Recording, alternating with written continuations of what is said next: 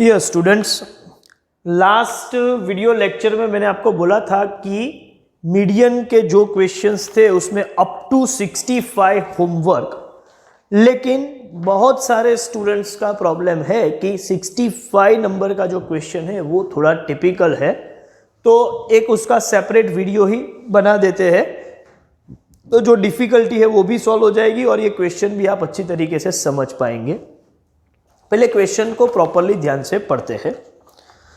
The following data indicate records of hospital stays in a day of 30 patients admitted in a hospital। Okay, 30 patients को हमने admit किया हुआ उसका data है। कितने दिन तक एडमिट हुए हैं, तो कोई पेशेंट मतलब फर्स्ट पेशेंट की बारे में बात करें तो 1 दिन, फिर 10 दिन, फिर 2 दिन, फिर 6, फिर 3, 4 एंड सो ऑन, ऐसे 30 डेटा हमारे पास अवेलेबल है। फाइंड द मीडियन स्टे, ये तो पूरा रॉ डेटा है, तो ये सभी ऑब्जर्वेशन को 30 ऑब्जर्वेशन को मैं अरेंज करूं सीरियल नंबर 1 2 3 अप टू 30, और अरेंज करने के बाद मैं ऑटोमेटिकली उसका मीडियन तो निकाल सकता हूं। तो ये रॉ डेटा पर से मीडियन निकालने का टेक्निक क्या है वो आपको मालूम है, लेकिन उसके बाद है further convert this information is in continuous frequency distribution, और वो भी inclusive type clear cut mention किया हुआ है। By taking classes of equal length starting from 1 2 3, तो ये तो पूरा हो गया, 1 2 3 से स्टार्ट करो, मतलब सबसे पहला क्लास 1 2 3 होगा, इंक्लूसिव है, वो दूसरा क्लास 4 to 6 होगा, इंक्लूसिव, इसको एक गैप छोड़ के तीसरा क्लास 7 to 9, इस तरीके से हमें आगे बढ़ना है।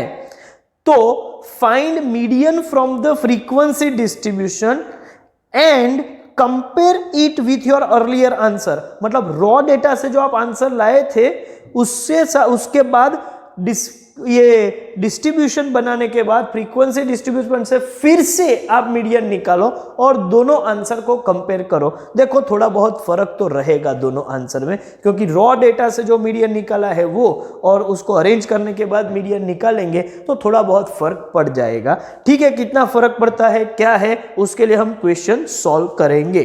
तो डिस्ट्रीब्यूशन डिजाइन करना है तो कौन सा वेरिएबल है, hospital stay in days, lowest value 1 है, हाईएस्ट वैल्यू 15 है।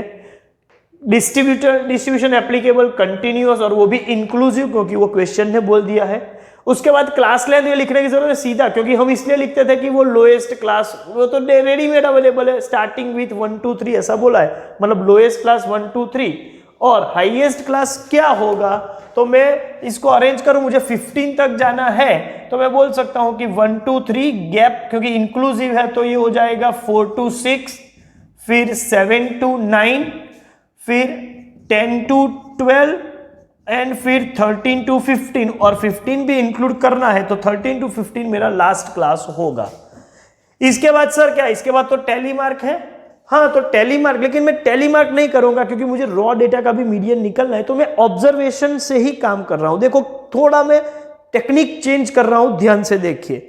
सपोज ये क्लास तो है arranging observations in increasing order of magnitude. अब मैं अरेंज करूंगा, लोएस्ट ऑब्जर्वेशन कौन सा है, आप बोलोगे 1, लेकिन 1 कितनी बार है, तो यहां पूरे डेटा में देखो तो फर्स्ट कॉलम में 1 एक बार, फिर फोर्थ कॉलम में 1 दूसरी बार, फिर उसके बाद तीसरी बार, टोटल 1 4 बार है।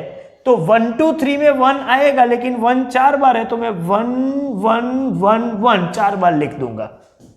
चलिए 1 के बाद 2 अरेंज करेंगे, 2 कितनी बार है तो आप कैलकुलेट करो, 1 2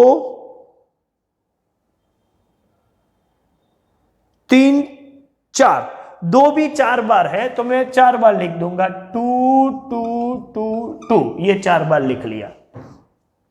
चलिए अभी 3 कितनी बार है, तो 3 भी 1 बार 2 बार 3 बार 4 बार 5 बार है, तो 3 जो है वो 5 टाइम्स है, तो मैं यहां पर लिख रहा हूं 3 3 3 3 3, 1 2 3 हो गया। 1 2 3 के बाद 4 to 6, 7 to 9, 10 to 12 and 13 to 15। चलिए 1 2 3 वाले जितने ऑब्जर्वेशन थे अरेंज करके मैंने यहां पर रख दिया। अब आगे बढ़े तो 4 कितनी बार है, तो 1 2 थर्ड कॉलम में नहीं है, फोर्थ में नहीं है। चलिए मैं लिख देता हूं 4 एक बार, 4 दो बार, चलिए 4 उसके बाद आ रहा है 4 7 9 वाले में 4 आ रहा है तो वो 3 बार, उसके बाद 5 4 3 में भी 4 आ रहा है तो चलिए 4 वाले जितने थे लिख दिए। उसके बाद 5 कितनी बार है, तो फर्स्ट कॉलम में नहीं है, सेकंड में नहीं है, थर्ड में है तो मैं लिख रहा हूं थर्ड में एक 5 आ गया। Fourth column, fifth column, sixth column, seventh column नहीं, एट्थ कॉलम है 5 तो वो भी आ गया। उसके बाद भी लास्ट कॉलम से सेकेंड लास्ट कॉलम में भी है 5 तो हो गया। लेकिन मुझे 6 भी लेना है तो 6 कहां पर है वो चेक कर लेते हैं। तो 5 सभी आ गए। अभी 6 की बात करें तो 6 1 3 में एक 6 है, यस। उसके बाद 3 10 1 4 7 9 15 3 6 ये दूसरा 6। उसके बाद 1 5 2 है, 5 4 9 चलिए 6 हो गए तो इतने 6 है। 6 के बाद 7 जितने हैं उतने लिख देते हैं। कितनी बार है 7, first second third fourth fifth sixth column जो है 4 7 9 इसमें 7 है। उसके बाद 15 3 6 नहीं ये पूरा लास्ट कॉलम में 9 2 7 7 है तो 7 सब लिख लिए। अब 8 की बारी। 8 कितनी बार है, तो फर्स्ट कॉलम में नहीं है, सेकेंड कॉलम में है 8, ओके।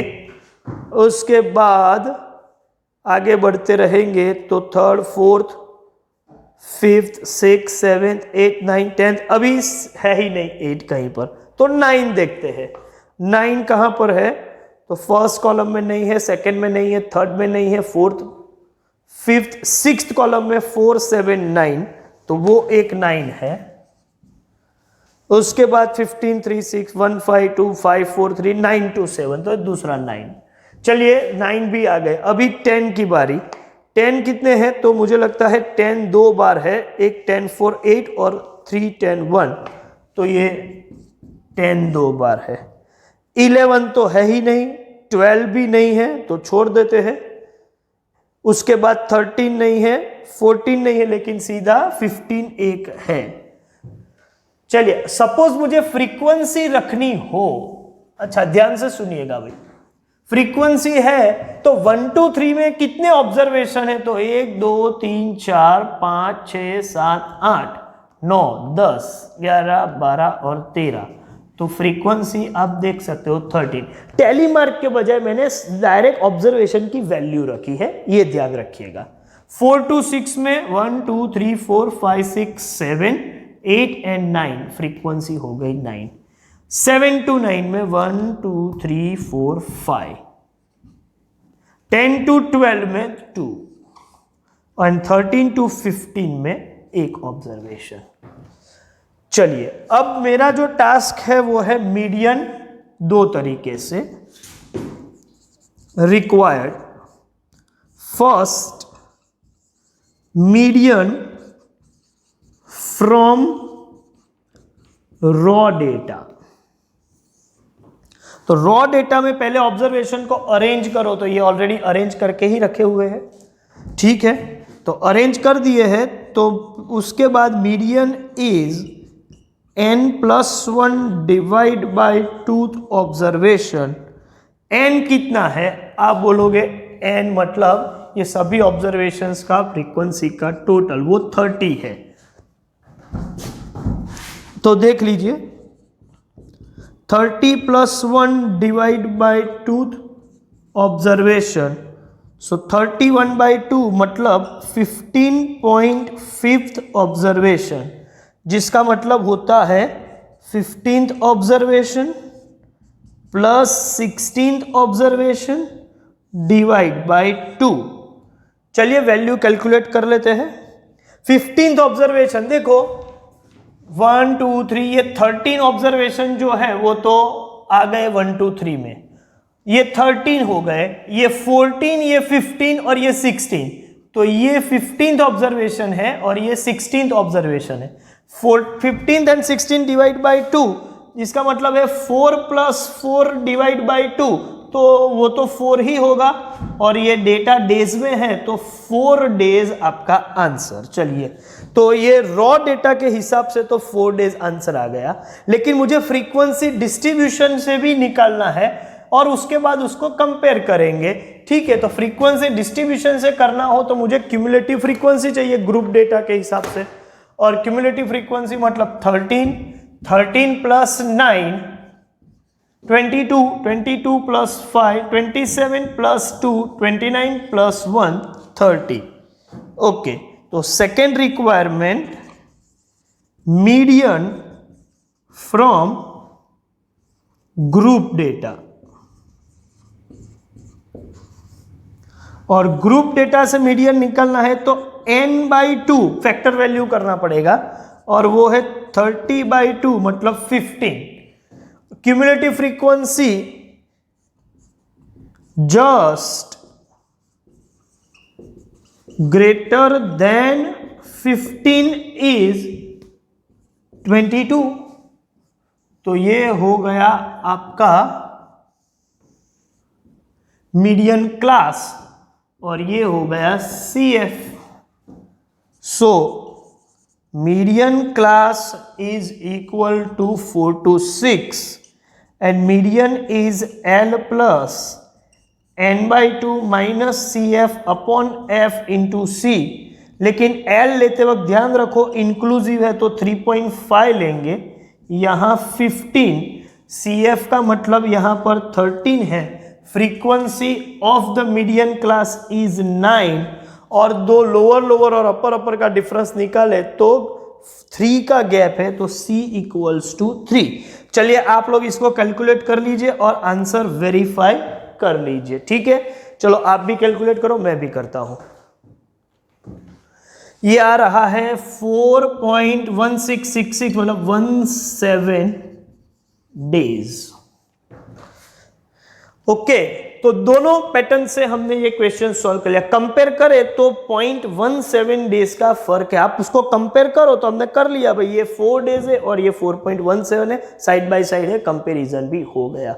ये क्वेश्चन को सॉल्व करने के लिए आपको 2 काम करना था, एक तो रॉ डेटा से भी इसको सॉल्व करना था, और रॉ को एक बार फ्रीक्वेंसी डिस्ट्रीब्यूशन कन्वर्ट करने के बाद भी सॉल्व करना था। वर्किंग टेबल कॉमन रहे उसके लिए मैंने ये काम किया है। आप किस तरीके से अपनी नोटबुक में लिखोगे, पहले ये पोर्शन लिखोगे, बाद में ये पोर्शन लिखोगे पूरा, और उसके नीचे रिक्वायरमेंट में फर्स्ट रिक्वायरमेंट और सेकंड रिक्वायरमेंट, इस तरीके से आप अपनी नोटबुक में लिख लीजिएगा। एक काम कीजिए, इसके बाद ये थर्ड पोर्शन ये और फोर्थ पोर्शन ये, उस हिसाब से आपको लिखना है। एक काम कीजिए, इसका स्क्रीनशॉट भी ले लीजिए, ठीक है। उसके बाद हम देखते हैं। चलिए, स्क्रीनशॉट आपने ले लिया होगा, तो ये क्वेश्चन के लिए ही पूरा वीडियो ये बनाया था। तो अब हम फिर से अपने रूटीन काम पे आ जाते हैं, ठीक है।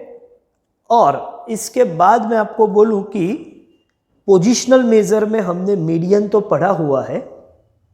देखो, हम जो पढ़ रहे हैं वो इस पैटर्न से जा रहे थे कि सेंट्रल टेंडेंसी के जो मेजर्स है उसमें सबसे पहले हमने एरिथमेटिक मीन पढ़ा, उसके बाद ज्योमेट्रिक मीन को बाकी रख के हम मीडियन पे चले गए थे।